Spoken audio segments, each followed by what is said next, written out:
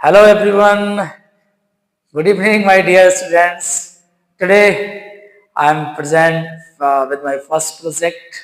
This is for you from the SST.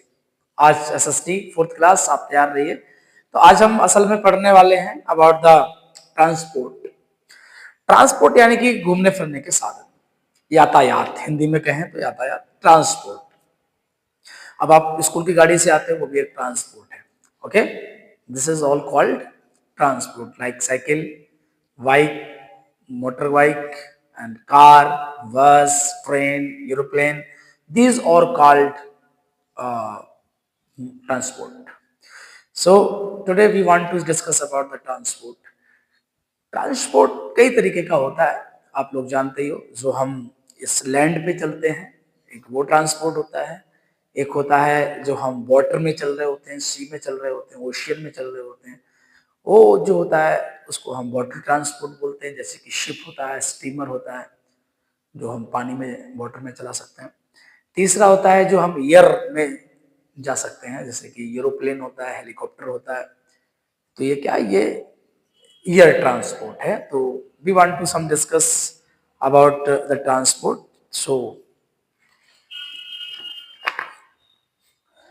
Okay, mean of the transport enable to us to go from the place to another and to carry goods। बिल्कुल सही बात है, एक जगह से दूसरी जगह जाने के लिए और गुड्स लाने के लिए ये हम इसका यूज करते हैं। We use different mean of transport.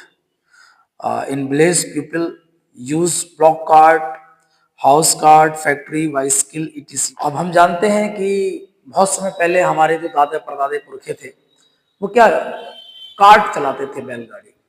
And after some time उससे, अच्छा हम उससे और पहले की बात करें तो हमारे पास जो हम पढ़ते हैं, जो एंशिएंट टाइम था, उसमें तो हमारे पास में कोई ऐसा तरीका ही नहीं था कि जिससे हम ट्रेवल कर सकें। तो लोग क्या करते थे कि पैदल चला करते थे।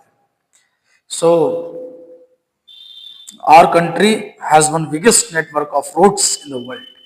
भारत में सबसे ज्यादा रोड पाए जाते हैं, बहुत ज्यादा रोड सरकार पर डे बहुत सारी गवर्नमेंट रोड को डालती है। अभी देखो अपने यहाँ स्कूल के बराबर से भी रोड पड़ रहा है। So there are three main type of roads in India. Three types के होते हैं, एक नेशनल हाईवे होता है, एंड एक स्टेट हाईवे होता है, और एक डिस्ट्रिक्ट रोड होते हैं, connected various cities of the district. All these highway are metalled road. Okay, metal road होते हैं। Village mostly have unmetalled road, also called kutcha road. गांव में कच्चा रोड पड़ता है, मेटल रोड डालते हैं, लेकिन अब नहीं है, अब मेटल रोड पड़ रहा है समय, कोल टार डाल के, और वो बढ़िया रोड बनाते हैं। Metal road are made from the tar. Okay, tar से बनता है, जिसे कोल टार बोलते हैं। Cement and stone, such roads are good for fast mean of transport like buses and trucks. Kachcha road on the other hand are damaged and rendered useful during the rainy season. Metalled road have been constructed in border areas too. Okay, these roads serve our army specially। क्या तो road हम सब जगह डालते हैं, और जो हमारी आर्मी जो पहाड़ों पर है, जहाँ दूर दूर जगह होती है, बॉर्डर साइड में होती है, वहां पर भी हम रोड डालते हैं ताकि हमारी आर्मी मूव कर सके। अब मान लो कि वॉर का अगर कोई टाइम आ जाए तो हमारी आर्मी कैसे जाएगी, तो उसको जो उसकी गाड़ी होती है, जो उसके व्हीकल होते हैं, उसको चलाने के लिए रोड चाहिए। तो इसलिए हम रोड वहां पे डालते हैं। तो इंडिया क्या है, बहुत बिगेस्ट रोड वाला कंट्री है। और फिर हमारे यहाँ दूसरा एक बहुत बड़ा नेटवर्क है जिसको हम बोलते हैं रेलवे नेटवर्क। ओके, ट्रेन का। Road transport is good for short distance. Railway were introduced in India in 1853 when a rail track was laid down between Mumbai and Thane। क्या होता है कि रोड ट्रांसपोर्ट बहुत गुड है, लेकिन जब हम कोई लॉन्ग टर्म का डिस्टेंस अगर हमें करना होता है तो फिर हम कहाँ से गुजरते हैं, रेलवे से जाते हैं। और 1853 में पहली बार इंडिया में ट्रेन चली थी जो मुंबई से थाने तक गई थी। आप लोग इसको लर्न रखें। Today India has the largest rail network in Asia and the fourth largest in the world। Oh wow, today India has largest rail network। अगर हम एशियन कॉन्टिनेंट की बात करें, आपको मालूम है इंडिया जो है वो एशिया कॉन्टिनेंट में आता है। तो हम एशियन कॉन्टिनेंट में हमारी जो रेलवे जो स्ट्रक्चर है वो सबसे बड़ा है, और हम फिफ्थ लार्जेस्ट रेलवे हैं in whole over world. Wow. And sorry fifth नहीं, फोर्थ है, fourth largest in the world. Railway are the cheapest and most popular means of transport in all country. हमारी कंट्री में सबसे cheapest है, तुमने देखा होगा 10-20 रुपए का टिकट लेके लोग चले जाते हैं। They carry us to distance places, they transport heavy goods to distant places। ठीक है, बहुत हैवी गुड्स ले जाते हैं, बहुत हैवी सामान ले जाते हैं। Every day nearly 11,000 trains carry about the 110 lakh passengers and about 10 lakh tons of heavy goods from the parts of another. अब बताइए कितना ज्यादा आदमी यहाँ से निकलता है। 1,10,000, 1,10,000 पैसेंजर्स जो है लगभग निकलते हैं।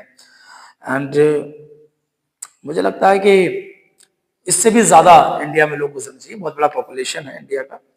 ठीक है, some long distance train in India, ये आपको प्रोजेक्ट में मेंशन करनी है, ये चीज सुन लीजिए। एपी एक्सप्रेस है जो न्यू दिल्ली से और सिकंदराबाद तक चलती है। Karnataka express new Delhi to Bangalore चलती है। केरला ये नई दिल्ली टू तिरुवनंतपुरम चलती है। Tamil Nadu express Delhi to Chennai. Magadh express Patna to Delhi and Tinsukia mail Delhi to Guwahati. Kanyakumari express Mumbai to Kanyakumari. आप अपनी बुक्स में निकालेंगे पेज नंबर 68 पे, तो ये आपको मिल जाएंगे, आपको ये मेंशन करने हैं। Okay, and you should remember it. Almost all town and city are linked by railway, सभी टाउन और सिटी जो है वो रेलवे द्वारा कनेक्ट है। Earlier steam engine were widely used in railway. Now diesel and electric engine have replaced them to increase the speed and train। पहले क्या होता था कि हम लोग स्टीम इंजन चलाते थे, है ना, भाप के इंजन से चलाते थे, लेकिन वो एक पुरानी टेक्नोलॉजी थी। इन दिस टाइम डीजल से भी ट्रेन चल रही थी, अब उनको भी रिप्लेस करके अब हम चला रहे हैं, इलेक्ट्रिक ट्रेन चला रहे हैं जो कि बिजली से चल रही है। ठीक है, earlier steam engine were widely used in railway. Now diesel and electric engine have replaced them that increase the speed of train।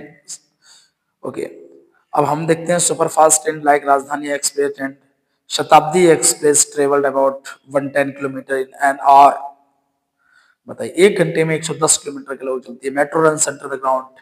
आप दिल्ली कभी गए होंगे तो वहां पे मेट्रो देखी होगी, जमीन के अंदर चल रही होती है ना, ठीक है, ग्राउंड के अंदर, अंडर द ग्राउंड चल रही होती है, और उसको हम बोलते हैं मेट्रो।